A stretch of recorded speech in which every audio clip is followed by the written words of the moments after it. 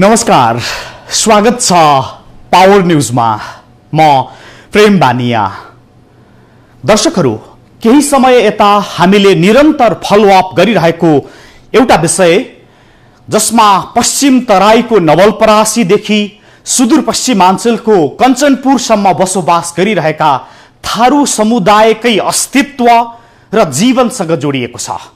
एक भयावह संक्रमण सिकल सेल एनिमिया, जुन संक्रमणबाट पीडित कोही पनि मानिस 40 वर्षभन्दा बढी बाँच्न नसक्ने पुष्टि भइसकेको छ।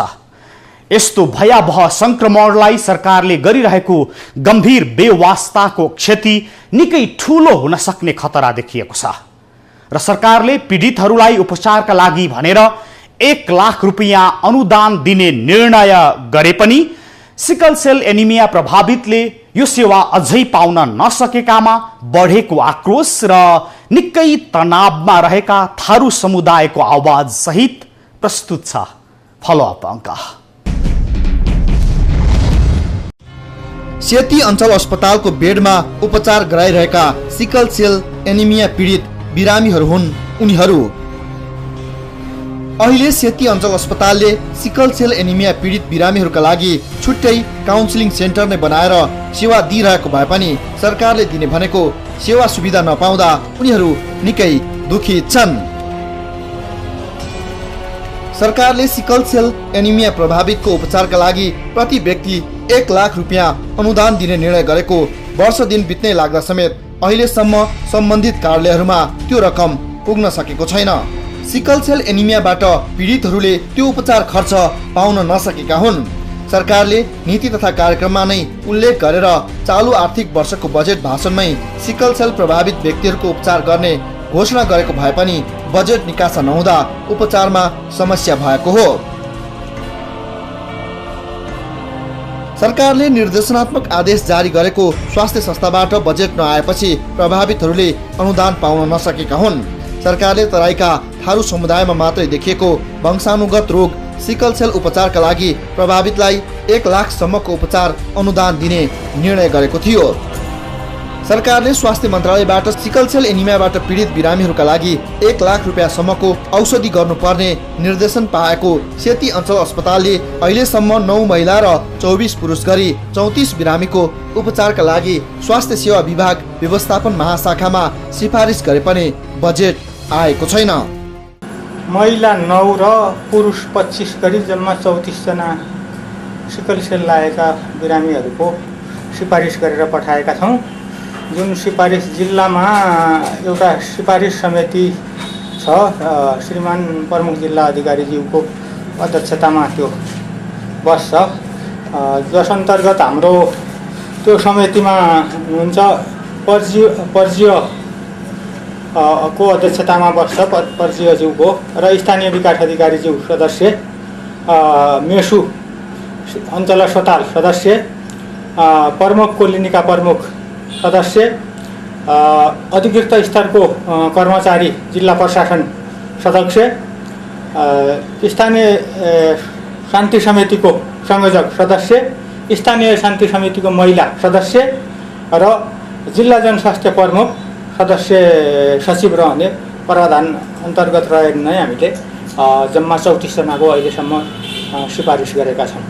सिकल सेल एनिमिया भएको प्रमाणित भएपछि गाविस अथवा नगरपालिकाबाट विपन्न परिवार भनेर सिफारिसको आधारमा जिल्ला जनस्वास्थ्य कार्यालयमा प्रमुख जिल्ला अधिकारीको अध्यक्षतामा रहेको 8 जनाको सिफारिस समितिले विपन्न नागरिकलाई औषधि उपचार खर्च बापत आर्थिक सहायता उपलब्ध गराउने प्रयोजनका लागि गठित बैठकले निर्णय गरेपछि मात्रै रेफर गरिएको अस्पतालमा उपचार सेवा पाउने गरेका छन्।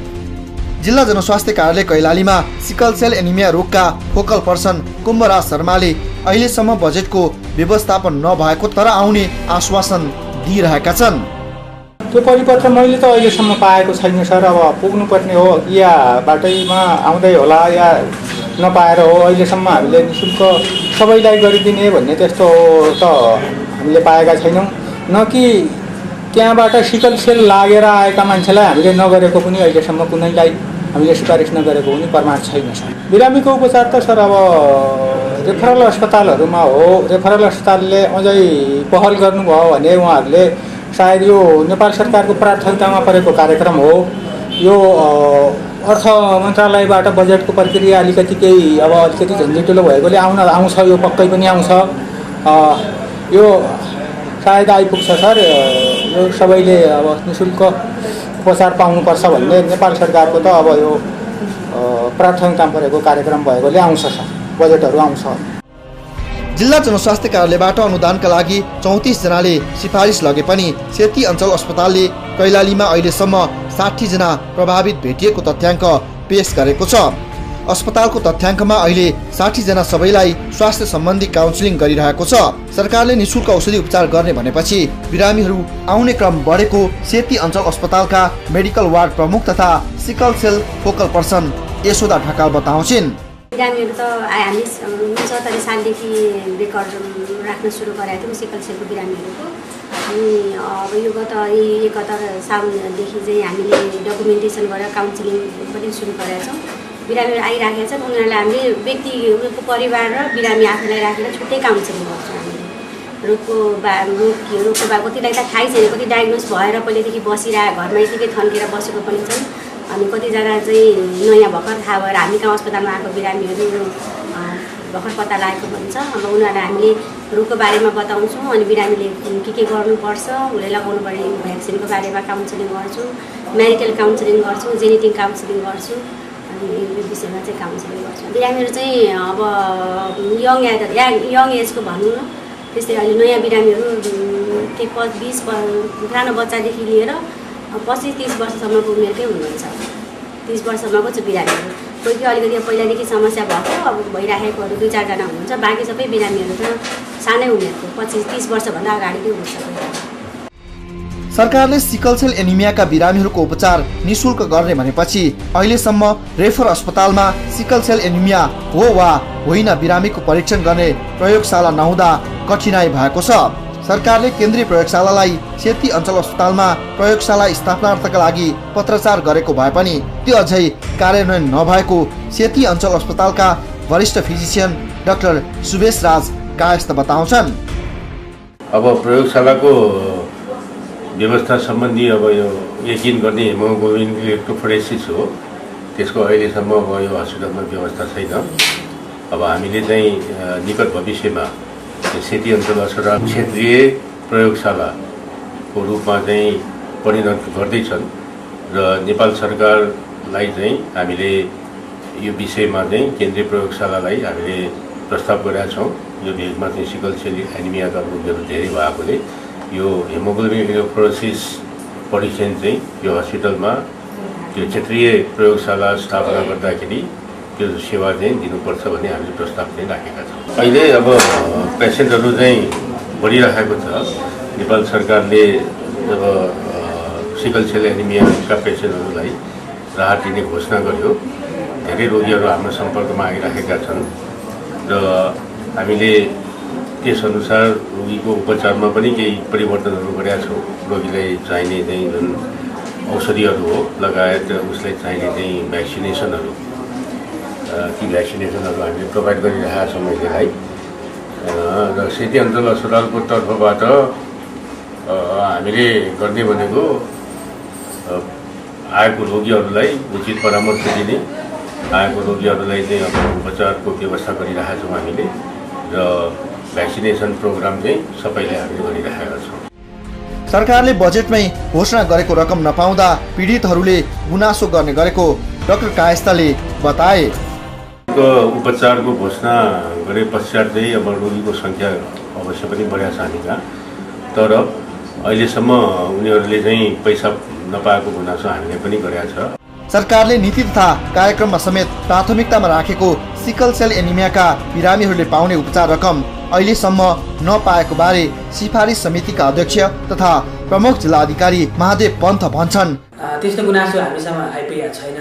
हामी कहाँ त्यस्तो गुनासो आयो भने हामी सम्बन्धित निकायमा के कारणले रकम नपाएको लेखी पठाउँछौँ, सोधपुछ गर्छौँ र आवश्यक पहल गर्छौँ। सरकारले उपचार खर्च बापत 1 लाखसम्म दिने भने पनि बजेट नआएपछि सिकल सेल एनिमिया प्रभावितहरू समस्यामा परेका छन्। अनुदान प्राप्त गर्नका लागि जिल्ला जनस्वास्थ्य कार्यालयबाट सिफारिस लिएका मध्ये केहीले आफ्नो खर्चमा उपचार गराइरहेका छन्। चिकित्सकहरूका अनुसार 90% डगौरा थारू र समान 5% राणा तथा कठैया थारू समुदायमा सिकल सेल एनिमिया लाग्ने गरेको छ। वंशानुगत रोग रहेकाले आमा बुवाबाट सन्तानमा सर्दै जाने भएका कारण यो रोग खतरनाक रूपमा फैलँदैछ। तर अहिलेसम्म सरकारले दिने भनेको रकम समेत नदिएको पीडितहरूले गुनासो गरेका छन्।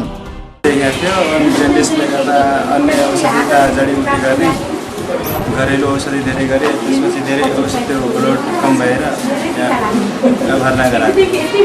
कतिपटक ब्लड चढाउनु भयो? 4 पटक भइसक्यो। अनि अहिले औषधि खाइरहनु भएको? हजुर। औषधि कहाँबाट म्यानेज गर्नु भएको?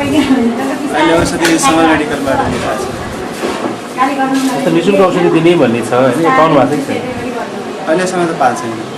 वंशानुगत रोगको रूपमा प्रमाणित भएको सिकल सेल एनिमिया पश्चिम नेपालका थारूहरूमा मात्रै देखिएको चिकित्सकहरूले बताएका छन्। सरकारले विपन्न तथा गरिब थारू समुदायका लागि नीति तथा कार्यक्रममा समेटेको र बजेट समेत विनियोजन गरेको 8 महिना बितिसक्दा समेत नपाएको उनीहरूको गुनासो छ।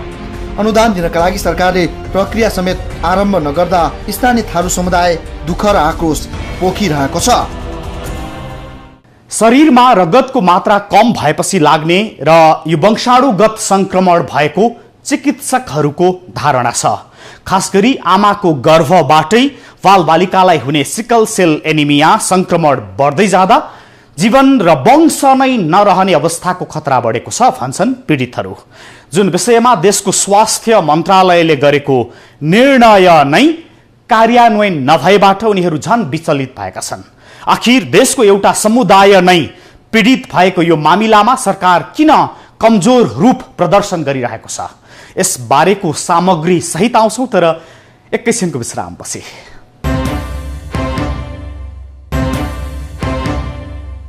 दर्शकहरू, न्यूज 24 टेलिभिजनमा यो पावर न्यूज हो। आज हामी पश्चिम तराई र सुदूरपश्चिमाञ्चलको थारू समुदायमा देखिएको घातक संक्रमण सिकल सेल एनिमियाको डरलाग्दो स्थितिबारे बोलिरहेका छौं, जसबारे सरकारी बेवास्ताका कारण देशको सम्पूर्ण थारू समुदायमा छाएको गम्भीर अत्यास प्रस्तुत छ। र अब सन्दर्भ, आखिर कहिलेसम्म हेपिन्छन् उनीहरू यो देशमा? वर्षिने थारू समुदायका मानिसहरू सिकल सेल एनिमियाकै कारण ज्यान गुमाइरहेका छन्। उनीहरूलाई सरकारले दिने भनेको रकम समेत पुग्न सकेको छैन। रक्तकोष नोक्सान भएर घट्दै जाँदा यो रोग लागेका बिरामीको शरीर अन्य रोगसँग मिल्ने लक्षण देखा पर्दछ। काउन्सिलिङ गरिसकेपछि पनि बढ्यो र यो क्रममा चाहिँ बीचमा नेपाल सरकारले जुन घोषणा गर्यो राहतको, त्यसपछि रोगीको सङ्ख्या अत्यधिक रूपले नै बढेको छ। अब बिरामीको रेकर्ड हामीले जुन चाहिँ इलेक्ट्रोफोरेसिसको रिपोर्ट अनुसार कन्फर्म भएको रोगीहरूलाई मात्र हामीले इन्ट्री गरेका छौँ र त्यो रेकर्डमा चाहिँ खास गरेर रोगीको नाम, उसको अभिभावकको नाम, त्यसको चाहिँ अब टेलिफोन नम्बरहरू र ठेगाना डिटेलमा हामीले राख्ने गरेका छौँ। 50% बिरामी यो रोग थाहा नपाई मृत्यु हुने गरेको छ। यो रोगको संक्रमणले बच्चाहरूमा पटक पटक निमोनिया, जन्डिस, रक्त अल्पता, ज्वरो आउने लक्षण देखा पर्दछ भने युवाहरूमा पटक पटक जन्डिस हुने, जोर्नी र हड्डी दुख्ने, पेट दुख्ने, छाती दुख्ने, रक्त अल्पता हुने, शरीरमा थकावटको महसुस हुने, ज्वरो आउने, फियो सुनिने जस्ता लक्षण देखा पर्ने गरेको पाइन्छ। सिकल सेल एनिमिया रोगका कारण थारू समुदायको वंश नै समाप्त हुने हो कि भन्ने चिन्ताले यति बेला उनीहरूलाई सताइरहेको छ। अस्पतालमा भेटिएका बिरामी र तिनका आफन्तहरू पनि हामीलाई उनीहरूको समस्या सुनाउँदै थिए।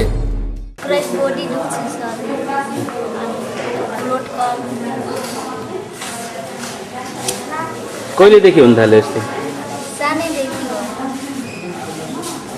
ब्लड चढाउनु भएको थियो अगाडि?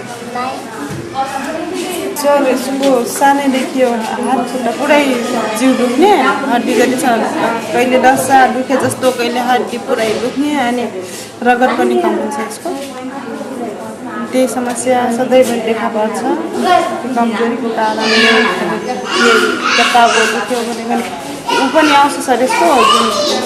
यो डुब्दाखेरि यहाँ डढे जस्तो फोका फोका आउने, अनि त्यो कालो दाम भइहाल्ने आँखामा। सधैँ एउटा यति ठुलो आँखा थियो छ, कम्मरमा छैन सर, भर्खर ल्याएको सुन्नु लाग्छ।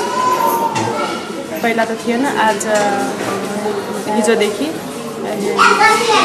श्रीमानलाई पनि यस्तै सानैदेखि छ अनि फेरि छोरा जन्मिँदा यस्तै भयो जन्मेदेखि छोरी पनि पहिला त यस्तो थिएन आजभोलि छोरी पनि त्यस्तै दुख्यो भनेर चिल्लाउँछ अरू त्यो हातै खुट्टा कमजोरी थियो। सिकल सेल एनिमियाकै कारण अहिलेसम्म कयौं थारू समुदायका मानिसहरूले ज्यान गुमाइसकेका छन्। यही कारण थारू समुदाय त्रासमा रहेका बेला सरकारले पीडितहरूको उपचारका लागि 1 लाख रुपियाँ अनुदान दिने निर्णय गरेको थियो। त्यो अझै कार्यान्वयन हुन सकेको छैन। सरकारले उपचार खर्च दिने भनेपछि रोगीहरूको संख्या बढेको तथ्याङ्कले देखाएको छ। अहिले आइराखेको छ जुन पहिला भन्दा अहिले आउने क्रम चाहिँ बढाएको छ। यसरी यो सरकारले पैसा दिन्छ भन्ने थाहा पाएर पनि छरेर रहेको बिरामीहरू आइरहेको छ। अहिले चाहिँ आउने क्रम बढाएको छ। फेरि गर्मी सिजन सुरु हुँदैछ, त्यसले गर्दाखेरि पनि बिरामी आउने सङ्ख्या क्रम चाहिँ बढेछ। रेफर गर्ने हामीहरूले प्रसार गरेका छौँ सर। स्वास्थ्यकर्मी मार्फत, महिला स्वयंसेविकाहरू मार्फत, हाम्रा अनि स्वास्थ्य चौकीका प्रमुखहरू मार्फत हामीहरूले त्यस्तो किसिमका बिरामी भयो भने हामी कहाँ प्रवधान छ भनेर हामीहरूले प्रचार गरेका छौँ। गाउँमा प्रशस्त प्रचार भइरहेछ।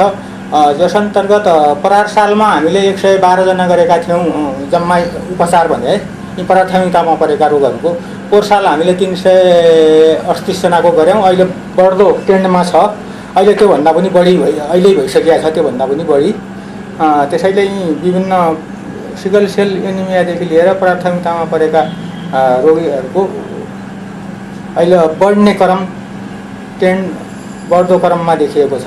तर नीति तथा कार्यक्रममै घोषणा गरेको र बजेट छुट्याएको भए पनि वास्तविक पीडित सामु रकम पुग्न सकेको छैन।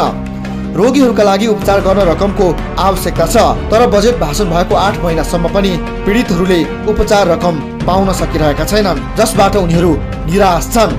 यसैले सरकारले तत्काल सिकल सेल एनिमिया पीडितहरूका लागि बजेट निकासा गर्न जरुरी छ। सिकल सेलकै कारण थारू समुदायका मानिसहरूको ज्यान गइरहेको छ, तर सरकार आफैले प्रतिबद्धता गरेको रकम निकासा नहुँदा थारू समुदाय यति बेला उपचार खर्चकै अभावमा पिल्सिएका छन्।